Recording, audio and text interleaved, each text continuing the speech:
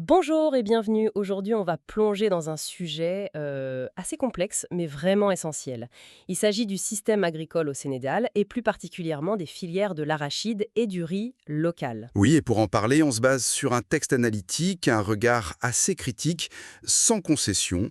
Il pose une question qui est, au fond, assez simple. Laquelle? Comment ça se fait que, malgré des millions injectés en subventions, les petits producteurs, eux, ont l'air de s'appauvrir? C'est ça, le paradoxe.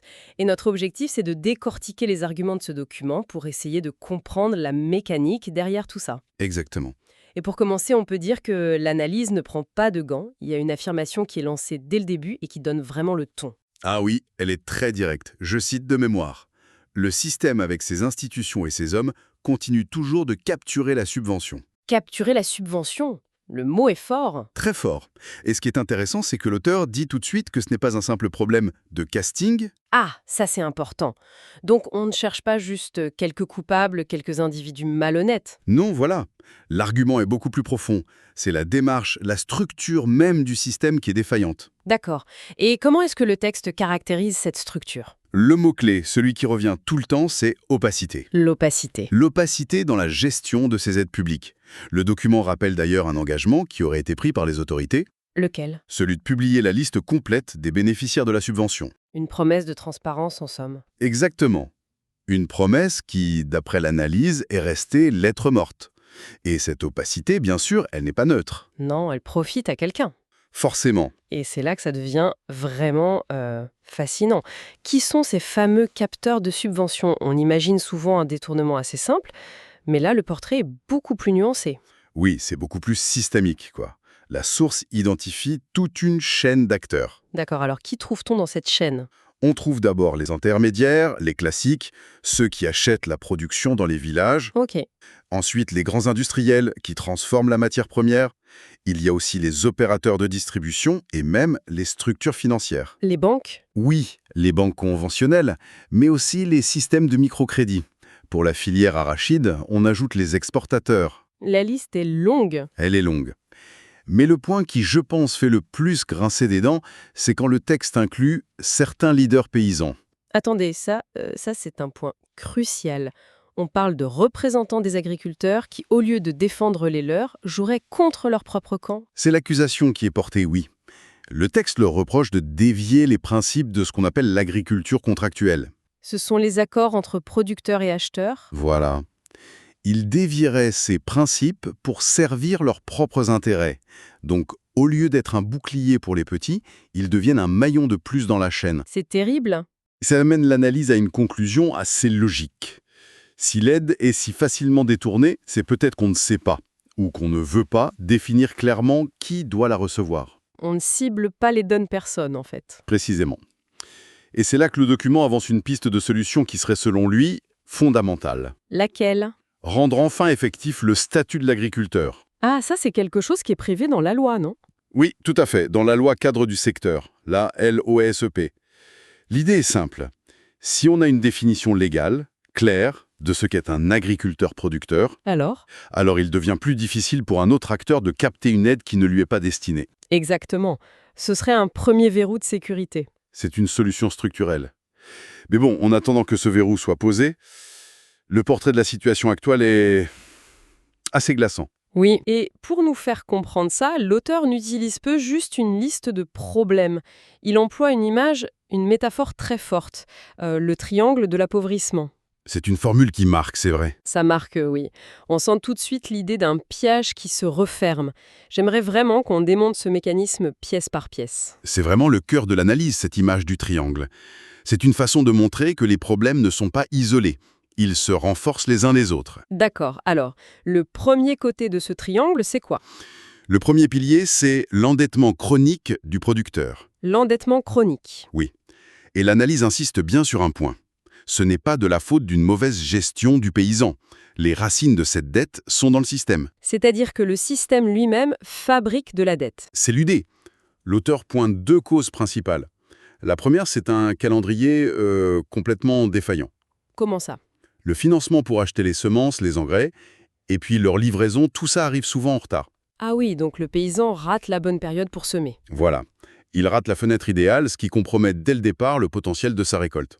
Il commence la saison avec un handicap, quoi. Et la deuxième cause? La deuxième, c'est la faible rentabilité de l'outil de production. Même quand tout se passe bien, les marges sont tellement faibles qu'il est quasi impossible de se constituer une épargne. Donc impossible de faire face à un imprévu ou d'investir. C'est un cercle vicieux. Donc le producteur est déjà piégé par la dette avant même que la saison ne commence vraiment. C'est un point de départ terrible. Oui. Une fois qu'il est dans cette position de faiblesse, quel est le deuxième côté de ce triangle? Le deuxième pilier, c'est ce qu'on appelle en économie les asymétries d'information. Asymétrie d'information. Dit plus simplement, ça veut dire que tout le monde n'a pas la même information au même moment. Le producteur, qui est souvent isolé dans son village, n'a qu'une idée très vague des prix réels sur les marchés. Il ne connaît même pas le prix officiel fixé par l'État? Souvent non, ou alors de manière très imprécise. Une seconde, ça veut dire qu'il vend presque à l'aveugle. C'est fou d'imaginer ça aujourd'hui, à l'heure où on a tous les cours de la bourse en nos téléphones. C'est exactement ça. Et ce décalage, il est exploité.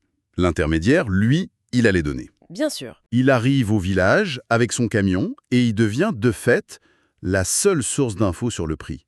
Il peut dire « le marché s'est effondré, je ne peux vous offrir que tel prix Et le producteur n'a aucun moyen de vérifier. ». Aucun. Cette inégalité d'accès à l'info, ça crée ce que le texte appelle des situations de rente. Celui qui sait profite de celui qui ne sait pas. Il achète bas et revend beaucoup plus cher. C'est ça.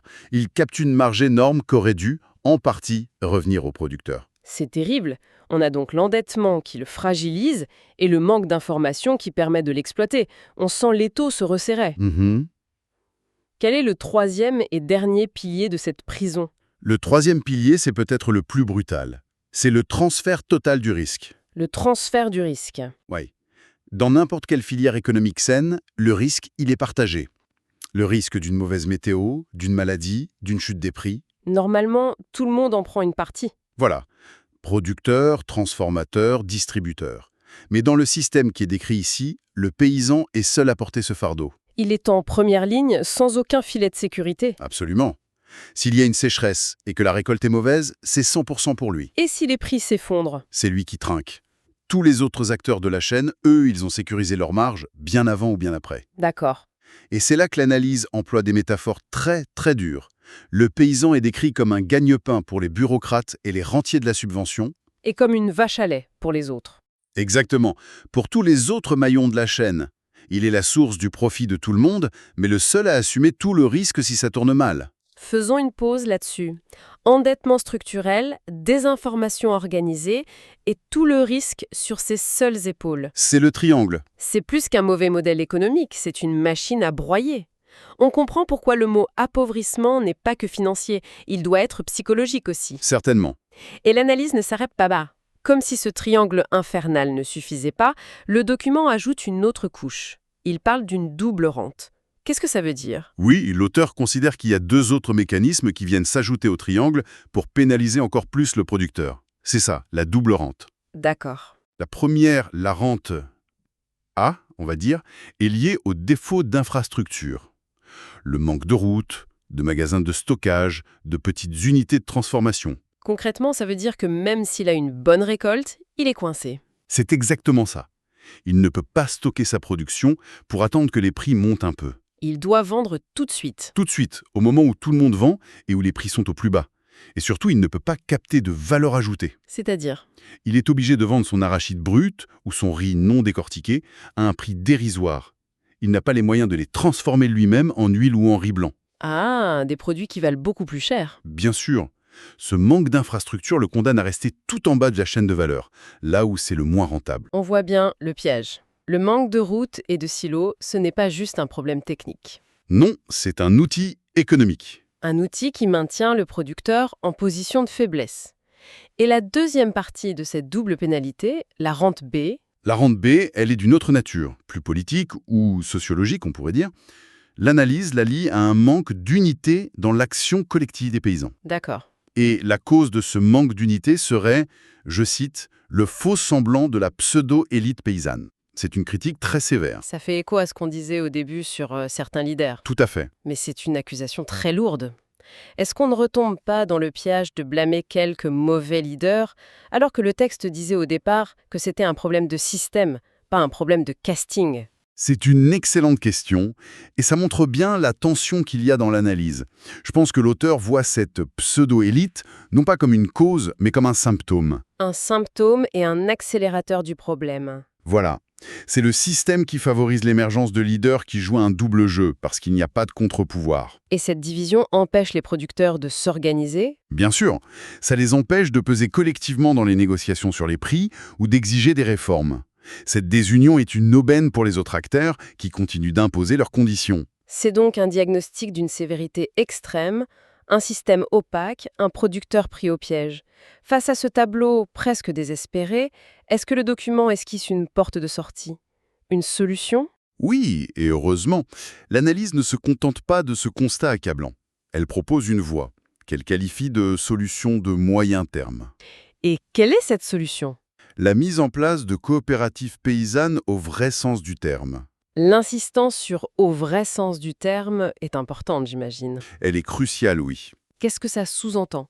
Que les coopératives qui existent aujourd'hui ne sont pas les bonnes? C'est exactement ce que l'auteur suggère.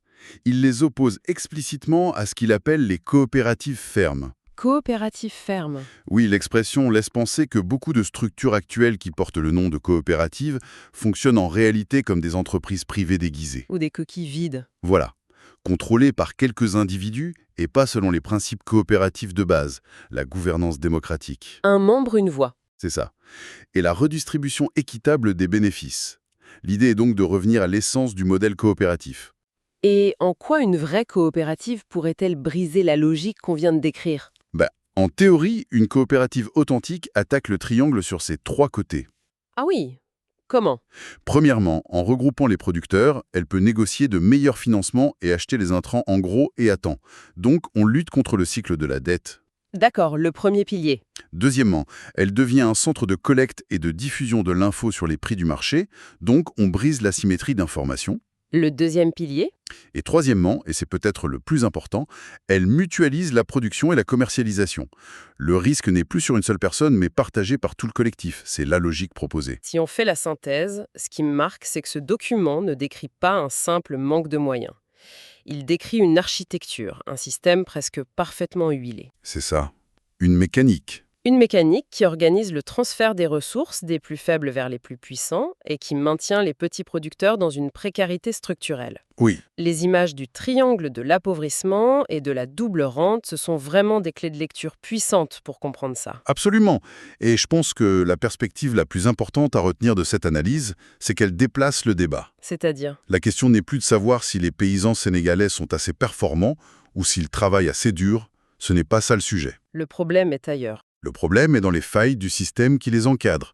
L'opacité de la gestion, les inégalités d'information, le transfert du risque sur l'acteur le plus fragile. On ne regarde plus le producteur comme la source du problème, mais comme la victime. Comme la principale victime d'un système défaillant, oui. C'est un renversement de perspective qui est fondamental. C'est une conclusion très forte. Et ça nous laisse avec une dernière pensée pour aller un peu plus loin. Je vous écoute? Le texte suggère les coopératives comme la solution. Mais ça soulève une question essentielle pour l'avenir. Comment une structure collective, même si elle est authentiquement paysanne et bien intentionnée au départ, peut-elle réussir à grandir, à prospérer, sans être à son tour capturée, infiltrée ou neutralisée par les mêmes forces systémiques qui minent tout le système actuel? Hmm. C'est sans doute là que se trouve le vrai défi.